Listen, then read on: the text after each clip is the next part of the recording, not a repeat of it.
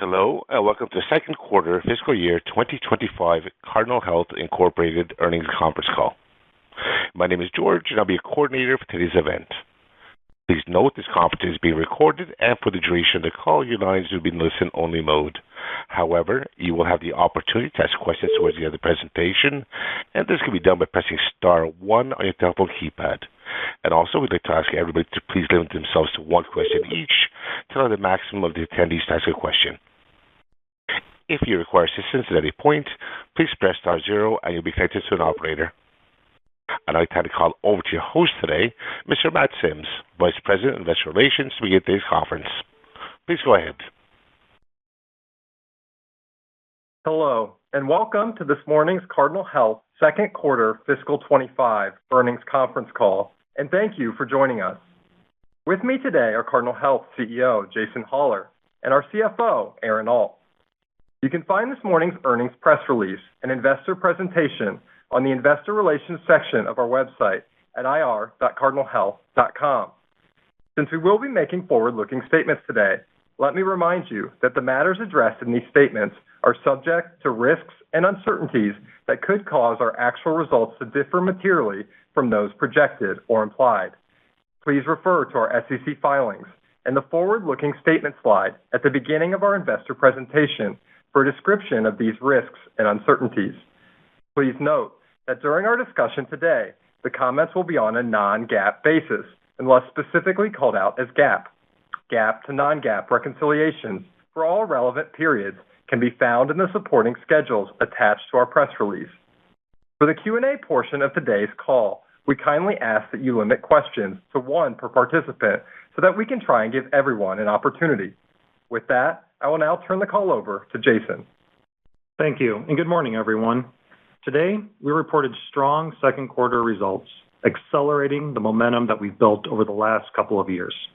Overall, the performance was led by robust demand across our largest and most significant business, Pharmaceutical and Specialty Solutions, and our relentless focus on the execution of our simplification strategy to best serve our customers. Notably, we're seeing strength in brand, specialty, generics, and consumer health, as we're well-positioned within a growing market.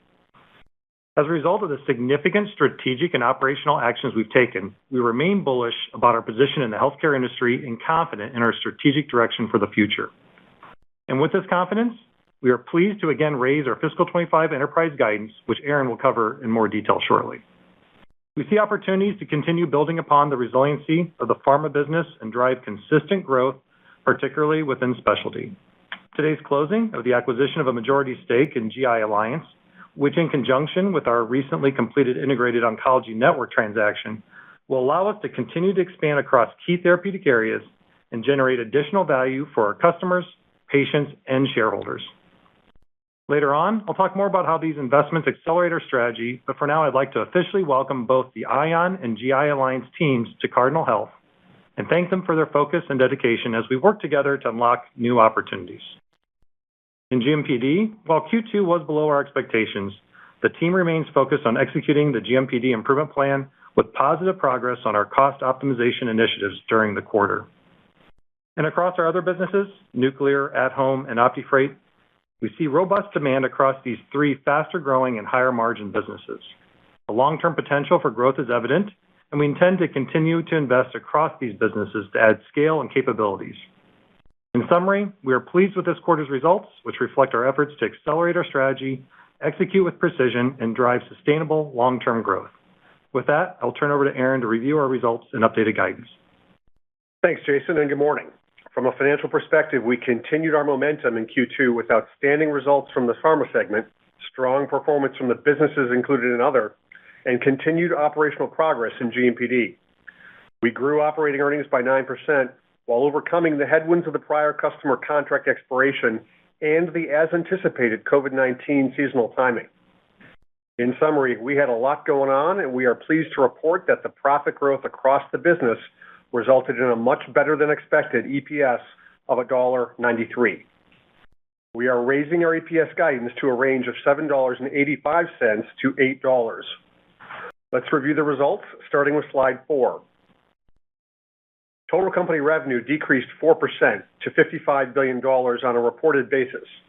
Adjusting for the contract expiration, revenue increased 16% versus the prior year, primarily reflecting strong demand across pharma and all three of the businesses included in other. Total company gross margin increased 5%, with contributions from all of our operating segments. As you can see from the financials, our team continued to control our costs across the enterprise, with SG&A increasing a modest 3%, covering the impact of rising healthcare costs, the ION acquisition, and investments against the businesses. This led to operating earnings growth of 9% versus the prior year. Moving below the line, interest and other increased $45 million to $38 million, primarily driven by financing impacts related to the recent acquisitions, including the Q2 proactive debt issuance. Our second quarter effective tax rate finished at 21.4%, flat to our rate a year ago. Q2 average diluted shares outstanding were 243 million shares, 1% lower than a year ago due to our previous share repurchases. The net result for Q2 was EPS of $1.93, growth of 2%. Now turning to the segments, beginning with Pharmaceutical and Specialty Solutions on slide 5. Second quarter revenue decreased 4% to $51 billion due to the impact of the customer transition. Excluding that, revenue increased 17%, driven by brand and specialty sales growth from existing and new customers. This included approximately 6.5 percentage points of revenue growth from GLP-1 sales. As we indicated at a recent industry conference, during Q2 we saw strong pharmaceutical demand across our business in brand, specialty, consumer health, and generics, and from our largest customers. The team delivered segment profit of $531 million in the second quarter, an increase of 7%, driven by growth from biopharma solutions, including contributions from specialty networks, and a higher contribution from brand and specialty products, only partially offset by the customer contract expiration. In specialty, we saw strong performance across specialty distribution. We also continue to be pleased with the progress of integrating specialty networks, which is benefiting our overall specialty strategy and tracking consistent with our original expectations. As expected, the distribution of COVID-19 vaccines was a headwind in the quarter as we compared to last year's peak during Q2. We do not expect a meaningful contribution from COVID-19 vaccines for the remainder of the fiscal year. Our generics program continued to see positive performance, including strong volume growth and consistent market dynamics. Operationally, our large customer onboardings and expansions are in progress. While each customer's needs are unique and timelines vary, we are pleased with the performance of our pharma business and how that business has prepared for the future. Let's turn now to our turnaround business, the GMPD segment, which continues to advance the GMPD improvement plan. Revenue increased 1% in Q2 to $3.2 billion, driven by volume growth from existing customers. As previewed earlier this month, volume growth was less than we expected, in part driven by softness with respiratory products in our lab business. GMPD segment profit increased to $18 million, slightly below our initial expectations for the quarter, reflecting the softer volumes I just referenced and an unanticipated $15 million impact in our WaveMark business, largely from the write-off of uncollectible receivables. While we were disappointed with the WaveMark adjustments this quarter, the business model is resonating with customers as they continue to realize substantial benefit from the products and value-creating services we provide. On the positive side, it should be noted that the GMPD team managed to mostly offset the shortfall to expectations in the quarter with aggressive SG&A management and a better-than-expected impact from our cost optimization initiatives. Finishing with the businesses reported in other, as seen on slide 7. Second quarter revenue increased 13% to $1.3 billion due to the growth across all three businesses, at-home solutions, nuclear and precision health solutions, and OptiFreight Logistics. The businesses collectively grew segment profit in the quarter by 11%, driven by OptiFreight and nuclear. I'm especially pleased that our nuclear business managed through the Moly-99 shortage astutely and posted better-than-expected results. We are looking forward to talking about at-home's progress against its automation and efficiency efforts in future quarters. Now turning to the balance sheet. We ended the quarter with a cash position of $3.8 billion, which included $2.8 billion, which was used today to close the acquisition of 73% of GI Alliance. Adjusted free cash flow was a use of approximately $250 million for the quarter, primarily reflecting unfavorable quarter and day of the week timing. During the second quarter, we continued to deploy capital according to our disciplined capital allocation framework. We invested nearly $100 million in CapEx back into the businesses to drive organic growth. We returned approximately $125 million to shareholders through dividends, and we closed on the ION acquisition and obtained the financing that we're using to complete the GIA acquisition today. Now let's turn our gaze forward. Some context notes before we begin. We have reached the mid-year point and are now focused in the back half on significant customer onboarding and expansions, the third element of our large customer non-renewal mitigation plans. We've closed our acquisitions of ION and GI Alliance, and early positive views of those businesses are incorporated into today's update to guidance. We do not yet have visibility to a closing date on ADSG, given customary closing conditions, so we'll wait to incorporate ADSG into our guidance until after closing. Together, ION and GIA, while positive profit generators, are not meaningful to our fiscal 25 EPS given the partial remaining year, the increased interest expense to fund the transactions, and the timing of our investments and synergy achievement plans. We will provide more details beyond this fiscal year when providing fiscal year 26 guidance on future calls. With that out of the way, let's talk about our updated fiscal 25 guidance. After another strong quarter, we are raising our fiscal 25 EPS guidance to a range of $7.85 to $8, a 10-cent increase at the midpoint from our prior guidance of $7.75 to $7.90.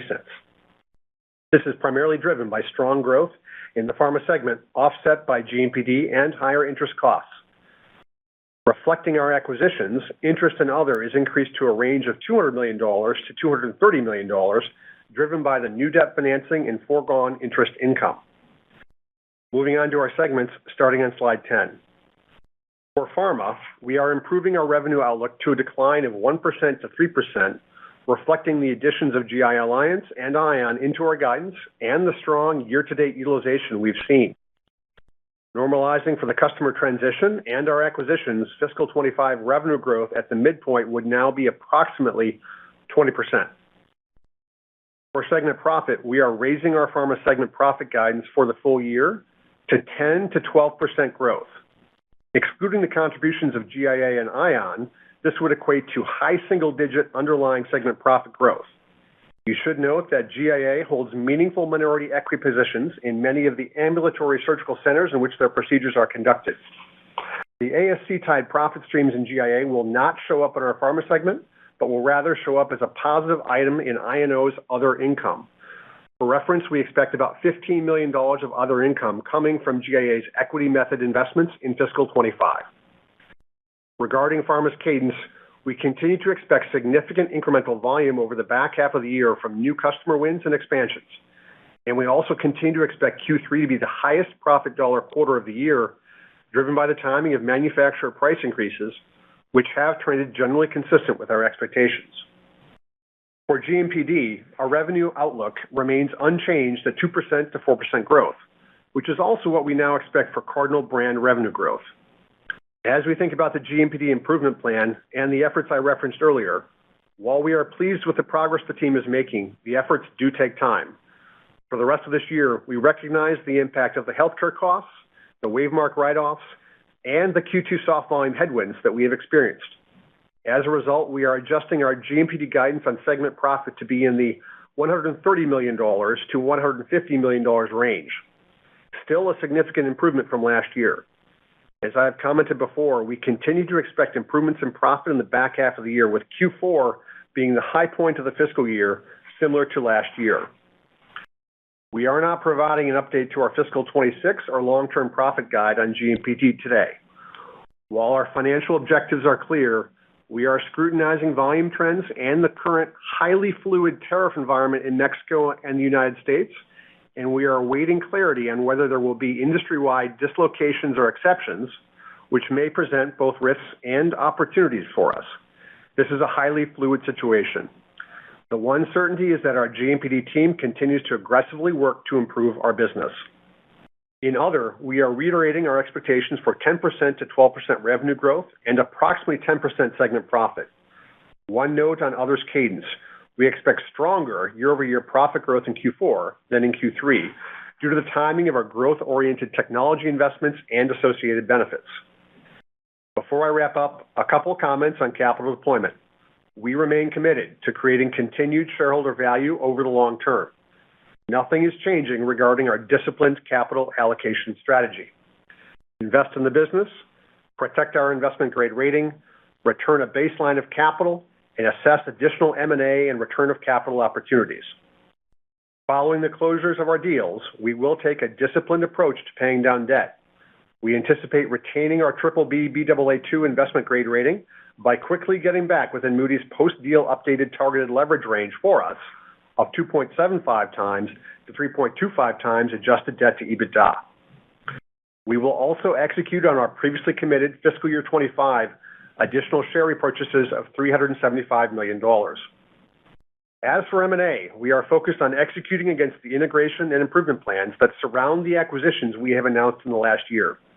We will continue to evaluate high-quality assets in strategic areas of importance, but will focus on integration and tuck-in acquisitions to the multi-specialty and oncology platforms that we have just acquired. To close, Cardinal Health continues to benefit from our disciplined focus on our core, while also making important investments securing our growth for the long term. Our shareholder value creation efforts span our enterprise, and both the progress to date and the roadmap of what we have in front of us gives Jason and I confidence to raise our guidance again for the remainder of this year. We look forward to updating you on this in coming months. With that, I will turn it back over to Jason. Thanks, Aaron. In Pharmaceutical and Specialty Solutions, the positive second quarter performance is a direct result of our rigorous focus on prioritizing core operational execution and simplification. The team's efforts have resulted in commercial gains, including new distribution business and renewals with key customers. We successfully onboarded a couple of notable acute health systems this quarter and consistently aim to provide them and all of our customers with industry-leading service. In fact, our service levels have continued to increase off of last quarter's multi-year high and are now up over 10% over the last 2 years. Of note, our team has navigated severe storm activity this winter while maintaining above target on-time delivery metrics. Our efforts to build a strong foundation and increase our exposure to higher growth and higher margin areas are working to drive growth and continued momentum across the business. As I've consistently indicated, specialty is our most important growth area, where we've been investing both organically and inorganically in areas where there's not only the greatest opportunity for future business growth, but also where we can create value for our customers and patients. Our specialty strategy, as seen on slide 12, is centered upon the community provider and is our ambition to deliver clinical and economic value for specialty physicians across key therapeutic areas, enabling them to focus on providing high-quality and cost-effective patient care. We are excited about the suite of services and capabilities we are building beyond our heritage in distribution and contracting, including today's closing of GI Alliance. This acquisition is a key component of our strategy to continue driving meaningful growth over the long term in the larger 60% of the specialty market consisting of non-oncology therapeutic areas.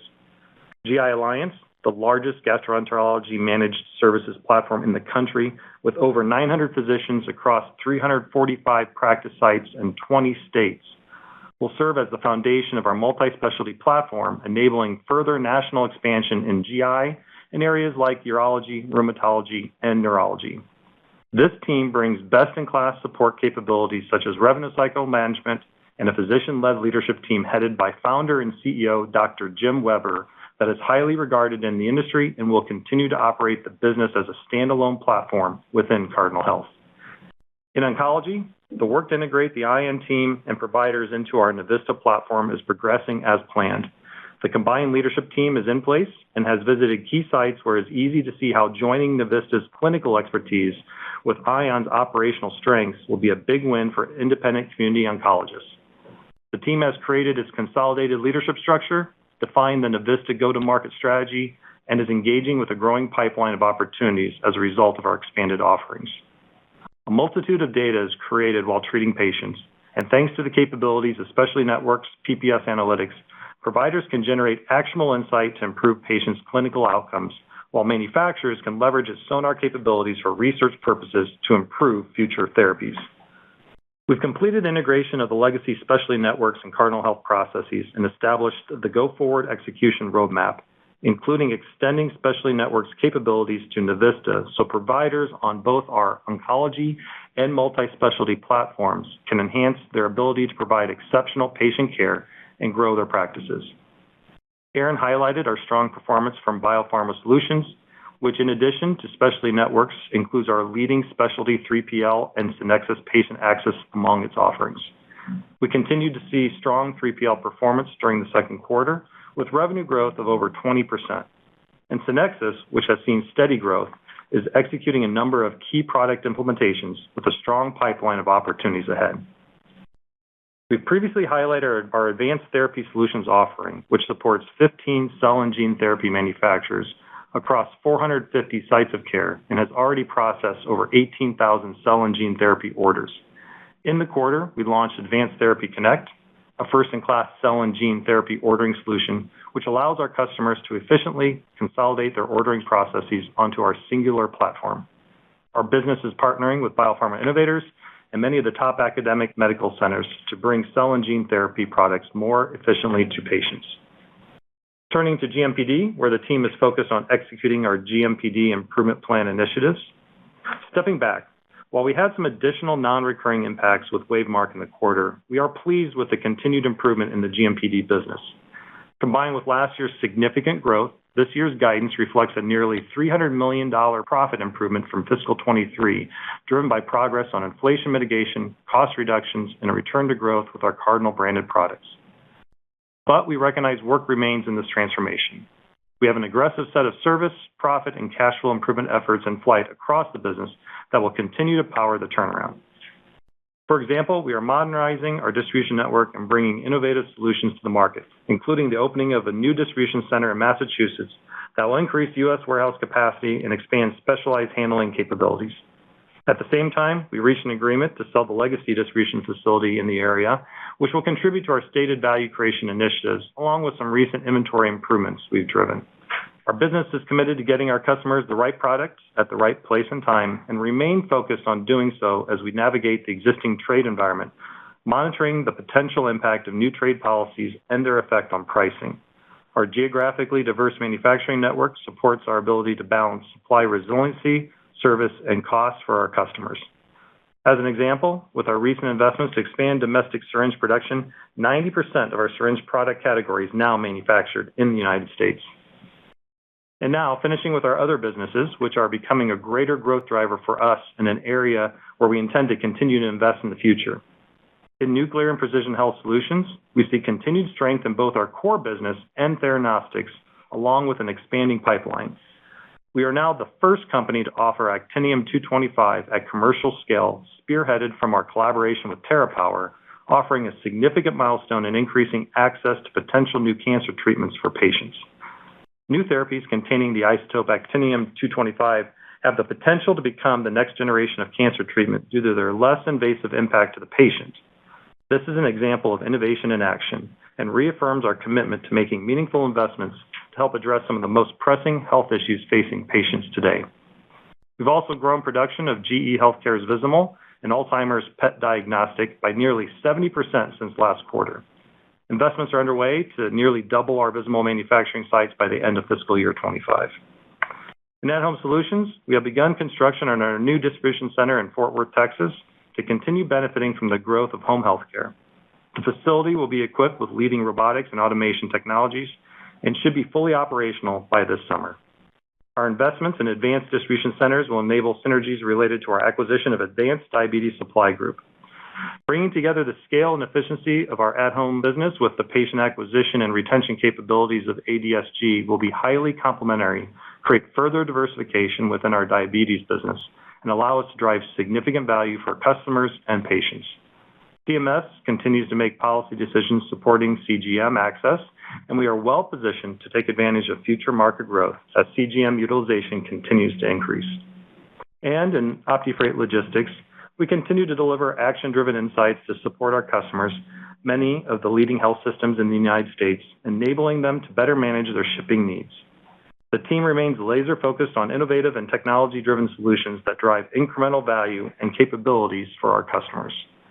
Recently, the team made enhancements to our Total View Insights portfolio with Total View reporting, making it easier for customers to answer critical program performance questions and unlock decision-driving insights.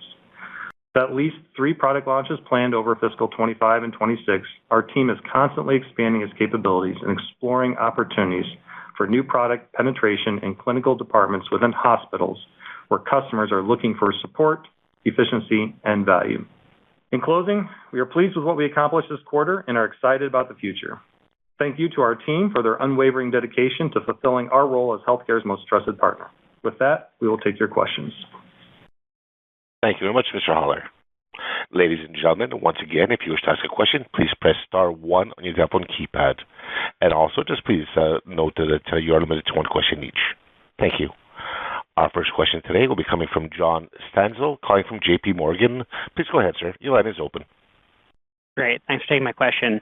I think what I heard was high single-digit operating profit growth in pharma ex M&A. Just thinking about the back half, I think that would imply a bit of a deceleration versus first half. Can you just help kind of pick through some of the key puts and takes as we think about growth, second half, fiscal 25, kind of excluding M&A, and kind of what those factors might be? Thank you.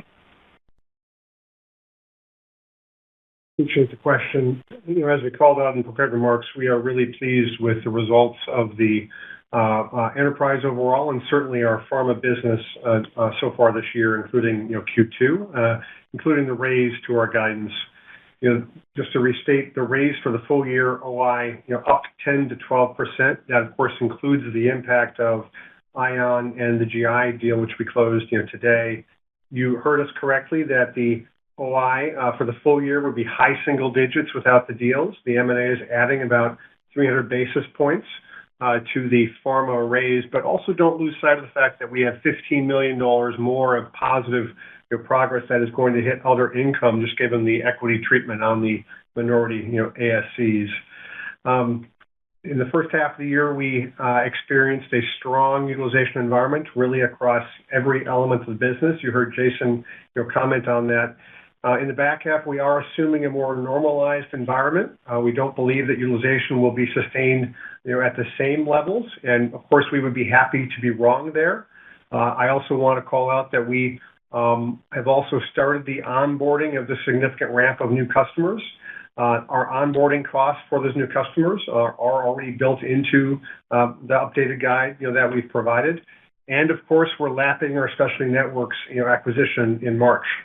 And so we believe that the guide in the back half, indeed the guide for the year, is a prudent one, reflective of the success so far, and acknowledging that, as I said in my prepared remarks, we have a lot going on, and that we're looking to land the plane well. Next question, please. Thank you. Our next question will be coming from Erin Wright, calling from Morgan Stanley. Please go ahead. Great. Thanks for taking my question. So could you talk a little bit about what you're seeing across specialty right now, just the key drivers that you're thinking about, how the integration of some of these assets is progressing relative to your expectations, and just how we should think about that progressing throughout the year? Thanks.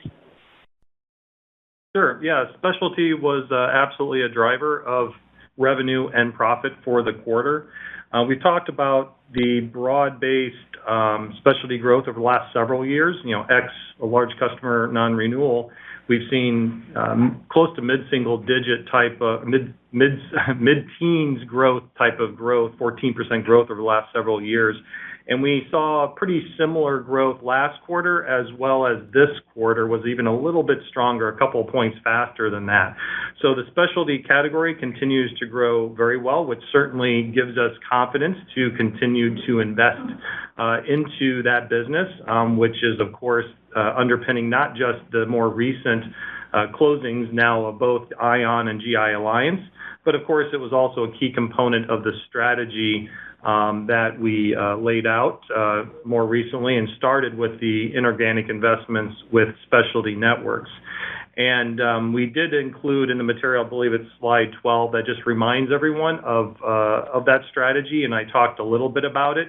But I think the key point here is that that community physician, specialty physician, they have a lot of requirements, a lot of needs. They want to take care of those patients, but they also need to run a business. And what we've done here is built up a series of support around them beyond contracting, getting into helping them manage their data, getting the administrative as well as the broader MSO services to support those physicians. And we think by putting that specialty physician at the center of how we approach them as a partner and as a customer will lead to growth well beyond just distribution and into all those other services.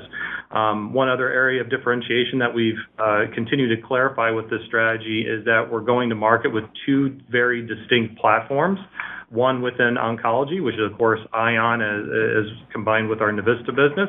And then the other one, of course, is GI Alliance, and getting into the other 60% of the multi-specialty part of the business. So we're pleased with the strategy. We're pleased with the underlying momentum that we're seeing in the specialty business that just further gives us confidence that we should be investing into this critically important part of the market, not just for us financially, but probably more importantly for customers and ultimately patients. Next question, please. Yes, sir. The next question will be coming from Alan Lutz, calling from Bank of America. Please go ahead. Hi, good morning, and thanks for taking the questions. One for Aaron. How did the COVID vaccine volumes come in the second quarter versus your expectations? I think we were estimating something like a $20 million headwind year over year, but is there any way to size the relative contribution from vaccines in the second quarter versus the first quarter, or size the headwind year over year? Thanks. We have not provided a specific number on the impact of COVID in Q2, although what I can tell you is it came in exactly as we expected it would. And we were pleased to overcome it, obviously, given the incredibly strong results from the pharma business in the quarter. We had said it would be a modest headwind, and that's indeed how it played out. Next question, please. Next question today will be coming from Elizabeth Anderson of Evercore. Please go ahead. Hi, guys. Good morning, and thanks for the question.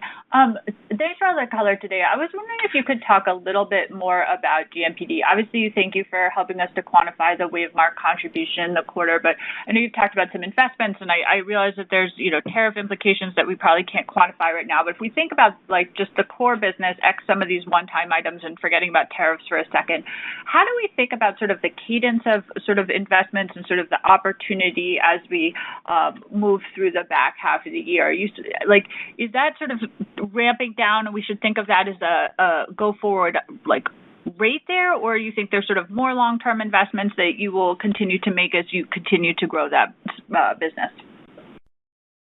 Let me start with some comments on the guidance, and then perhaps Jason will want to offer some strategic comments there. We started the year with a guide on GMPD of $175 million, and then as a result of the unanticipated incremental healthcare costs in Q1, we adjusted our guidance to bring that down, and that was, as you'll recall, $17 million in Q1. In Q2, we have certainly experienced another unanticipated item, which is a $15 million charge in the WaveMark part of the business, really tied to uncollectible receivables. Absent those two items, the GMPD improvement plan really continues as it has. And so while we want to be prudent and reflect the realities of those two items, and of course, call out that volumes were a little soft in Q2, softer than we expected. Other than that, the business continues to perform as we had expected, and indeed consistent with the guidance we've provided. We said at the start of the year that we expected sequential improvement each quarter in profitability. We still expect that to be the case. Q4 will be higher than Q3, obviously, from a sequential perspective. And what we appreciate about the team leading GMPD is that they are leaving no rock unturned relative to continuing to invest in the business and find the ways to improve the operating performance, improve our customer service, so that we are achieving the plans. We have not backed away from our long-term guidance today. We are not providing an update on long-term guidance either for GMPD or for the overall enterprise, and you can read into that what you will. I would just observe, though, that we believe the new guidance of $130 million to $150 million with the midpoint being the reduction of the two one-time items or non-recurring items from that original guidance is a reflection of kind of where we are. Jason? Yeah, I'll add on some other elements here. So I'm pleased with the performance of the team, given some other elements that Aaron didn't talk about. Right, we've been receiving a number of questions, of course, as it relates to international freight, all the storms, the winter activity as well. There's a lot of complexities within supply chain that has not impacted significantly the business, and we've not made any changes to our guidance as a result of those types of items. So the team has managed through a challenging type of supply chain environment this year.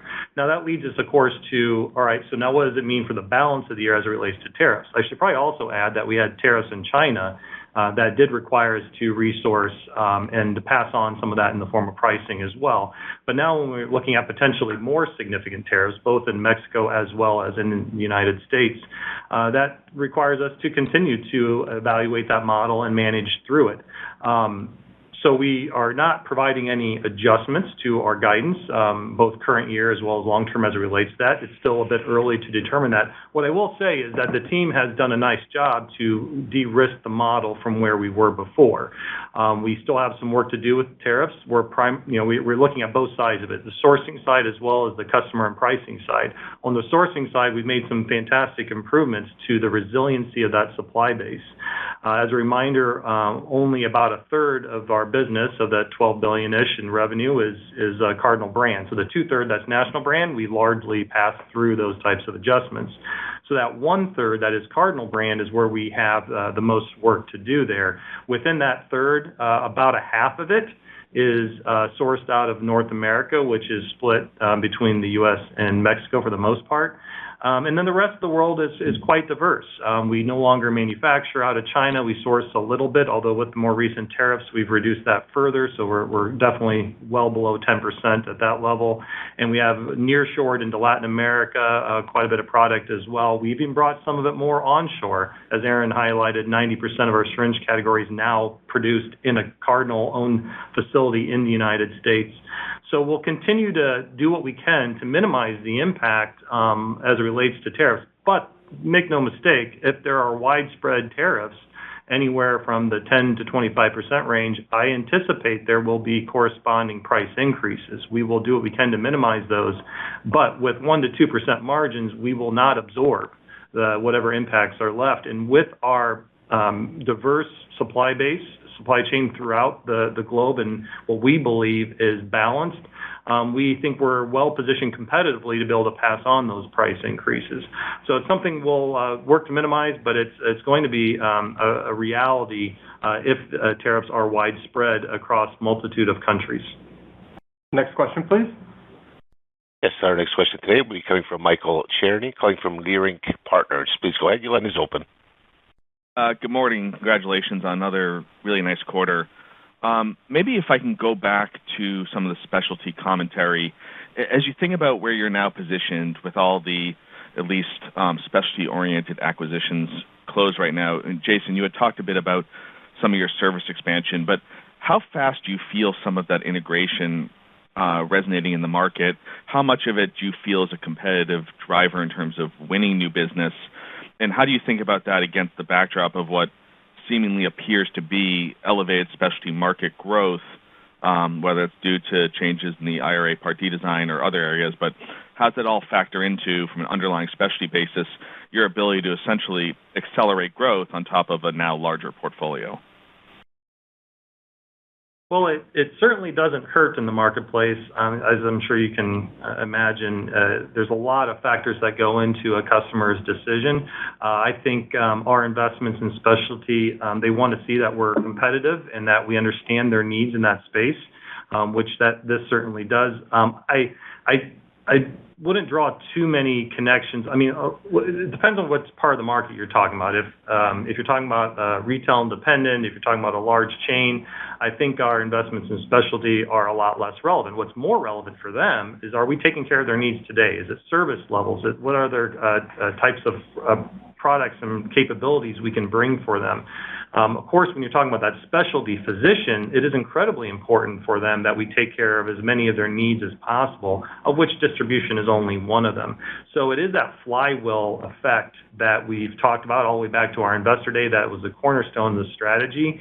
That is what's most important to that physician. Of course, we have to be competitive in everything else. But it is all bringing together.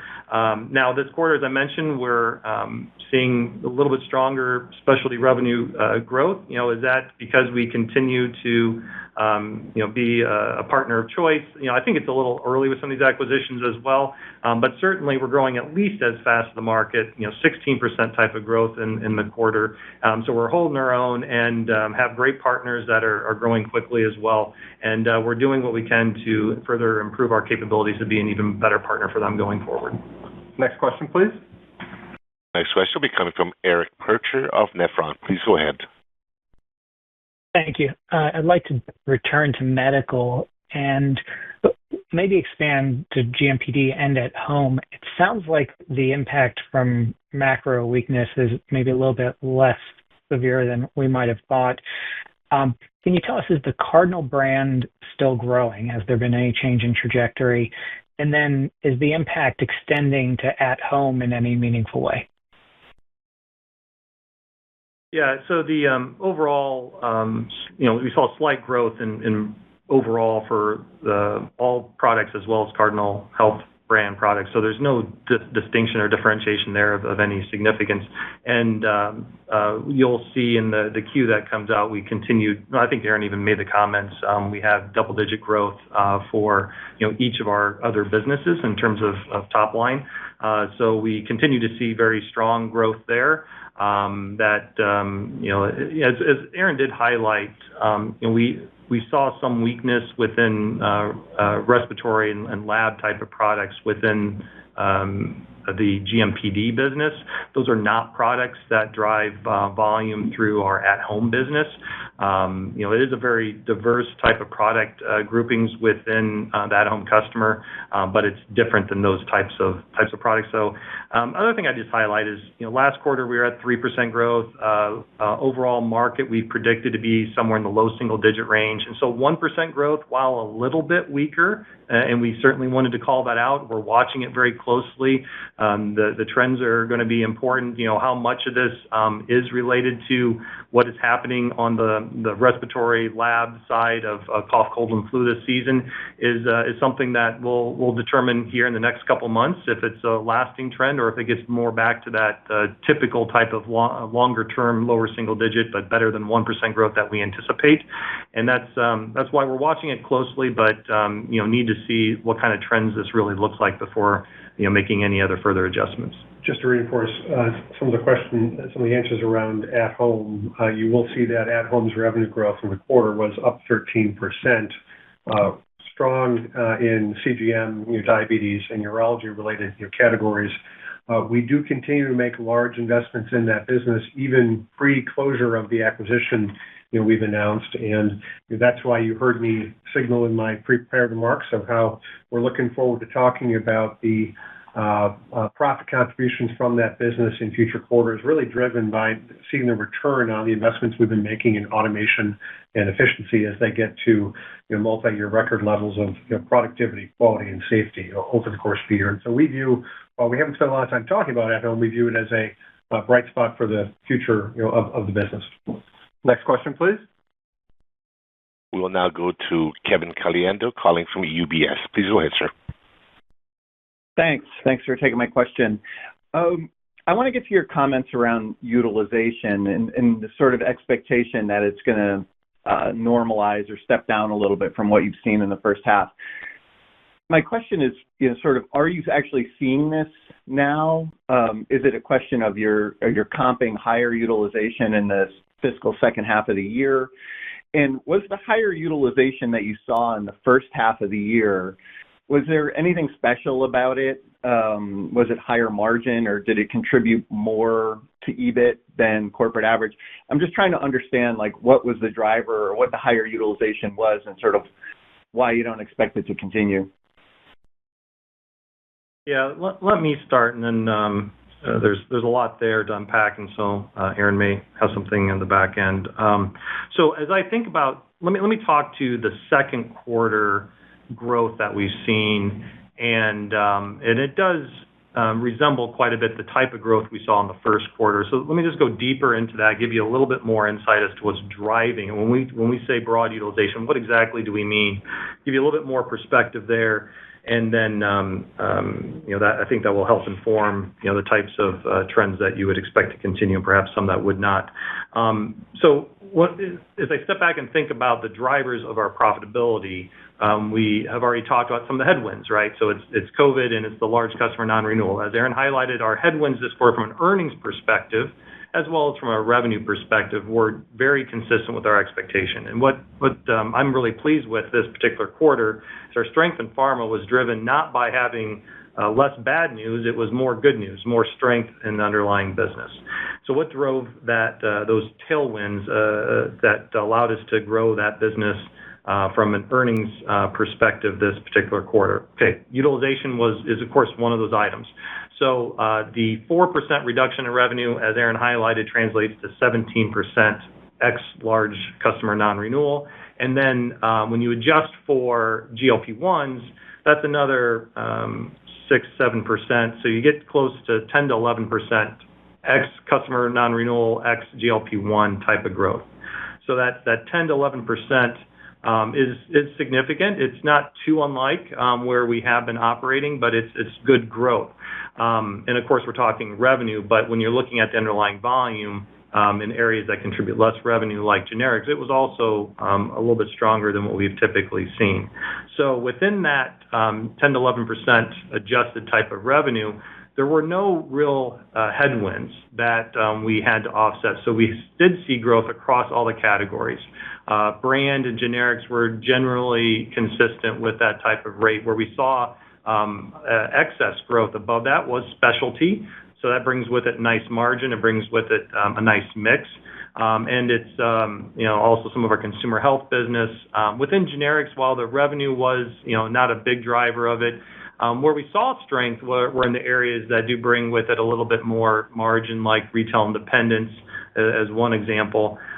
We did have some new customers that were being onboarded, but there was a good mix by, again, specialty, by retail independence. There was the right type of volume that we saw that was a little bit stronger this quarter than what we've seen before. Now, that's just one of the components of our earnings drivers. We also had very good productivity. It was a quarter that had great volume, and we translated that volume to very strong earnings.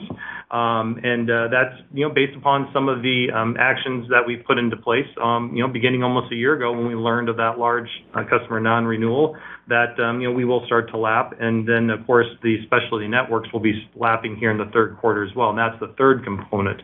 Our biopharma solutions business was very strong this quarter. That is specialty networks, but it's also our 3PL. We saw higher than usual type of growth. So 3PL is growing over 20%. So there's a lot of growth drivers like that while we've invested into it and while we have confidence will continue to grow, the level of growth and that positive mix of specialty, of generics, of retail independence, of categories like that are more of the areas that we would expect to be more normalized going forward. And of course, specialty networks, we begin to lap it in the third quarter as well. Aaron, anything I missed there? The only thing I would add was just the quote a note that our back half, if you normalize out for Optum, we are expecting the profit to grow above our long-term target of 4 to 6%. And so I appreciate the pushback on the number there, but we are expecting higher than our targeted growth in the back half in pharma. Next question, please.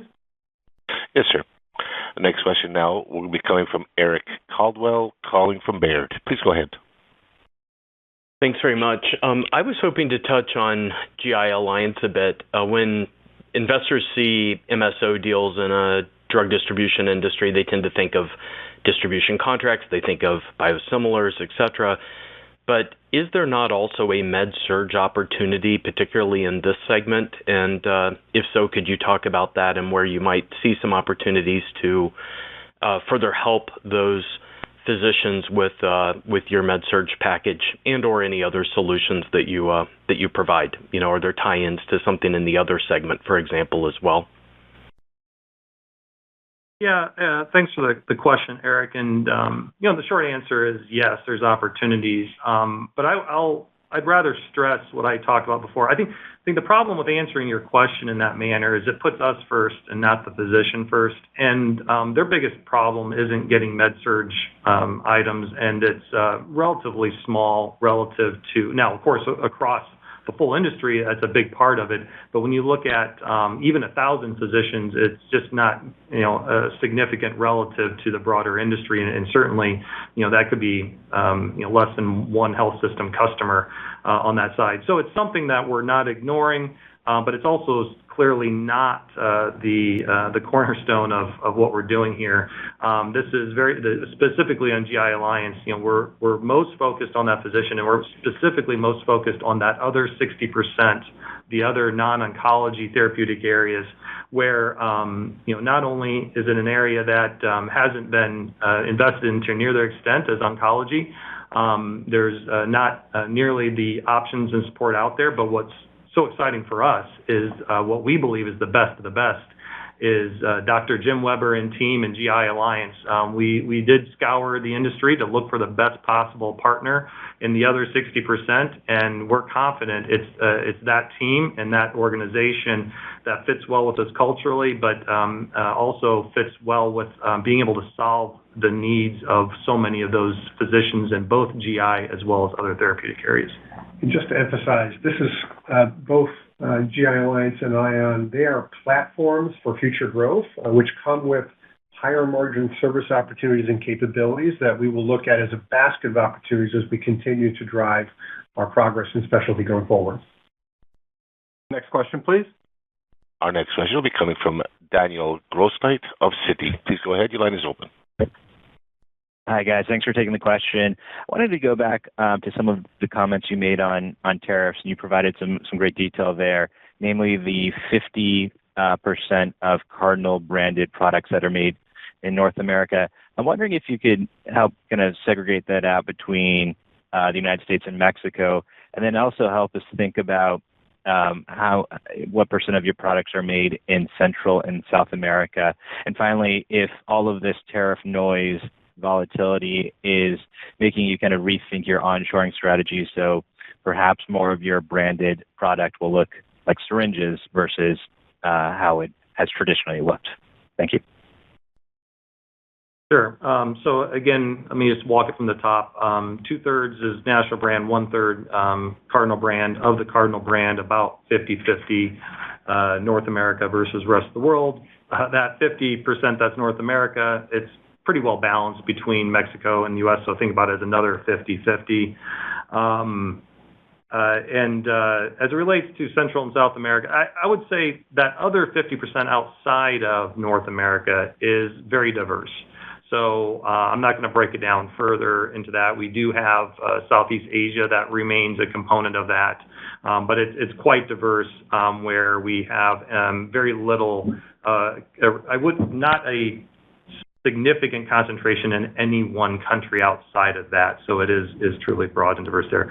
The other data point that I highlighted in the past, and maybe again today, I can't remember, but we do have product capabilities of manufacturing 50% of Cardinal brand in the United States. So we don't manufacture that, but we have up to 50% today of those categories where we're already manufacturing that product where we can bring more of it onshore. Now, that's not something that can be done overnight, but we have the capability, the expertise to be able to do so over time. And when I think about tariffs, that element of time is an important one because it is something that, beyond the cost impact, the FDA is going to be very busy, helping the industry resource significant amounts of product if there is no exclusion. Remember, in the first Trump administration, there were widespread exclusions that included a lot of medical and healthcare products.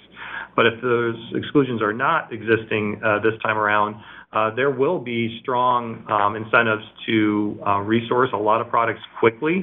And, that's something that we'll have to do what we can. But we're going to have to look at that cost trade-off. And there are plenty of products that will still not make sense to transition to the United States. The cost differential is many times greater than that. But then there's also just the natural capacity to be able to resource products that must be tested rigorously before changing suppliers, before changing sites of manufacturing. That will cause, for a lot of a lot of effort, but also a lot of volatility that we'll want to make sure we keep the patient and safety in mind as well. Next question, please. Yes, sir. The next question today will be coming from Stephen Valiquette, calling from Mizuho. Please go ahead. Great. Thanks. Good morning, guys. Thanks for taking the question. So I think you briefly touched on the cough cold for the GMPD segment, but really for the overall company, my question is, separate from the timing of your revenue recognition related to the COVID vaccines, there was some discussion among some of your peers that the flu and or illness season was pretty soft in the December quarter. But the more recent data, shows it actually picked up a lot in January, which I think should bode well on a net basis for your upcoming fiscal 3Q. So I guess I'm curious whether you have any further color just from your own point of view in relation to these quote-unquote illness season dynamics, for the December quarter and March quarter, really across all your segments and the overall company. Thanks. Yeah. Thanks, Steve. It's an interesting question because on the one hand we're talking about strong utilization, on the other hand we're talking about weaker utilization, and so understanding the distinction is important. And we use cough, cold, and flu illnesses in general as a centerpiece of that discussion. I think this is a hypothesis. We're not. What we're seeing is, again, on the GMPD side, is more lab and respiratory. So perhaps what we're seeing in this last quarter, because we didn't see the same weakness within our pharma business. So people are getting treated for illnesses at a rate that seems to be at least as consistent as it was last year. So we're not seeing weakness there. Now, it's not a huge margin driver for us anyways on the pharma side. It's a higher margin products on the GMPD side. So this could be one of less testing versus less treatment. So our treatments aren't seeing a whole lot of difference, but our testing is a bit lower. I've heard anecdotally some of the same that you just referenced, that perhaps January will be a little stronger because there seems to be a little bit of resurgence. I won't say that I've seen that yet. If it has happened, it hasn't. It's just too early to have a great perspective on that. And so I think for the time being, that's about much that I can give you. Next question, please. Thank you, sir. We'll now move to Charles Rhyee of TD Cowen. Please go ahead. Thanks for taking the question. I just wanted to go back a little bit on the issue of sort of onshoring products, understanding the complexity of that, but with this administration coming in, I think last quarter you did talk about expanding domestic products in response to sort of disruptions, et cetera.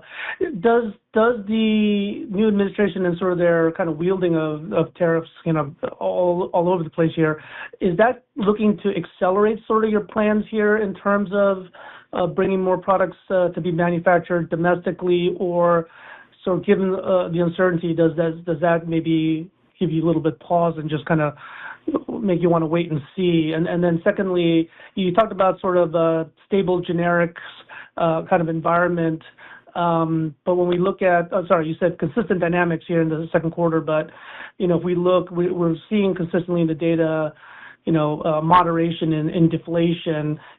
Just curious if you think that can persist going forward, if there's any dynamics you're seeing as you look out in the next few quarters. Thanks. There's a lot of variables and decisions that go into where we source product, and short term, I think it'll be very difficult. Like I said, not only are there the constraints of us getting the capability, but there's also the regulatory compliance requirements to ensuring that we have the ability to through FDA approvals and such. So that will be a natural limiter on how quickly those moves can be made. And it's just too early to tell. If we're talking about, like in the case of China with PPE at 50% tariffs, that was a no-brainer. It needed to be moved out of China. There's no way for there to be a business case for staying there. But to be clear, those products did not come to the U.S. They went to Southeast Asia. And I'm not convinced that even at a 50% tariff throughout the world that those products would come back onshore, given the cost differential that is there between domestic manufacturing versus low-cost countries in general. So there's a big delta there for some commoditized products. There's less of a delta for more highly complex products. And the highly complex products often have more manufacturing investments. And so when we have to make those decisions, whether or not we bring them onshore, we got to look at the timeline and say, is it worth the investment and the uncertainty to make those types of investments today, get enough of a payback to justify doing that, or will the next administration have a different view? So those are all elements that will have to come together. And we'll always be looking at what makes the most sense. As it relates to the second part of the question, I'll turn over to Aaron. Sure. You're right. We did see a consistent market dynamic environment, and when asked about inflation or not in the quarter, we always point to the fact that we manage both sides of the equation. We have the benefit of working with Redo to do that, and so we're managing the business to a consistent average margin per unit.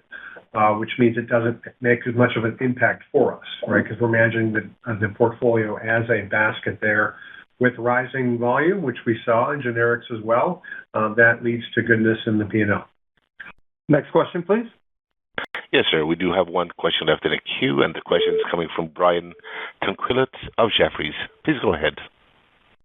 Hey, thanks for taking the questions. Jack Slevin on for Brian. I think you guys have run through in detail most of the stuff we'd want to ask. Just want to do maybe a more nitty-gritty one on the cash flow side and some of the comments you had. I appreciate the talking points on wanting to maintain the credit rating and giving some of the ranges there. Can you just run back through exactly sort of what that means for the next, call it 6 quarters? I guess on my quick math, you look at the acquisitions, dividends, buybacks that are left in the back half of this year versus the free cash guide. You've got something like a $1.5 billion to $2 billion hole that you need to fill. Is the right way to think about that needs to be debt pay down until that sort of hole is filled, and then you can get back to sort of pushing excess into buybacks and tuck-ins, or just any thoughts on what that might mean for 26 capital allocation? Thanks. Sure. Appreciate the question. I always like talking about capital allocation, given my role. We have confirmed a couple things over time, both before today and today. The first is that we have a disciplined capital allocation strategy, which is unchanged post M&A. And that in order is, first, we're going to invest against the business, and we'll invest more than $500 million in CapEx against the business this year. Second, then we'll protect our investment grade rating. I'll come back to that in a second because there's some change there. Third, that we will provide a baseline return of capital to investors. Historically, that's been $500 million. This year, we have reconfirmed that we will complete $750 million of return of capital to shareholders through the share repurchase. Then we look for further opportunities for M&A or additional return of capital to shareholders. With respect to the debt we've taken on in connection with the acquisitions, we were pleased that when we presented our plans to the rating agencies, that they confirmed for us that they saw the industrial logic that we did. They saw the value creation opportunities, and they appreciated the fact that we continue to be committed to paying down our debt over time. They actually raised our degrees of flexibility as part of commenting on the deals. And so having announced 4 acquisitions, we actually have a different leverage metric now. It's gone up. It was before 2.5 to 3 times. Now it's 2.75 to 3.25 times. And so we will manage our leverage ratio over time to get back within the new Moody's ratio, consistent with that. That won't take us a lot of time as you're doing the math, as we carry forward, given I believe we also reconfirmed our adjusted free cash flow guidance, for the year. So while we won't get there this year, the rating agencies aren't expecting us to get there within fiscal year 25. But as you look as our debt stack, the towers we have coming in the near term, you'll see we have eminent flexibility to be able to continue to do what we said we were going to do, which is invest in the business, pay down some of that debt, quickly while continuing our return of capital plans to shareholders. Now, we have an important day coming. June 12th is our next Investor Day. And if you look back at our comments, Jason's and my comments from our Investor Day 2 years ago, what you will see is we were very focused on laying out the long-term algorithm for shareholder value creation, not just on the income statement, but also on the cash flow. And we will provide further detail on that, the opportunities we see as we carry forward into 26 and beyond as we get to that June 12th deadline, or June 12th Investor Day, rather. All right. Thank you. Yeah, we did not have any other questions in the queue. Let me turn the call back over to you, Mr. Haller, for any additional closing remarks. Thank you. Yeah, thank you for joining us again this morning. Just quick summary here. Very pleased with the second quarter. Another very strong quarter for Cardinal Health, driven by really strength across the enterprise, but most especially by our largest, most significant business within pharma. Very pleased with that 7% growth. Considering some of those headwinds, to still be above the long-term target is fantastic progress. And that certainly gives us the confidence for the year ahead, and pleased that we were able to raise our guidance yet again to that 775 to 790. But probably most exciting for me is that we're doing that while progressing our strategy. The strategy that is progressing through the organic investments that's further accelerated by the significant steps we've taken here with the ION close in December and the GI Alliance close that occurred today. And that just gives us confidence to continue to drive our business going forward. And as Aaron just indicated, we look forward to going into those strategies even further come our Investor Day in June. Until then, and until the next quarter, talk to you then. Thank you. Ladies and gentlemen, that will conclude today's conference. Thank you for your attendance. I wish you a very good day.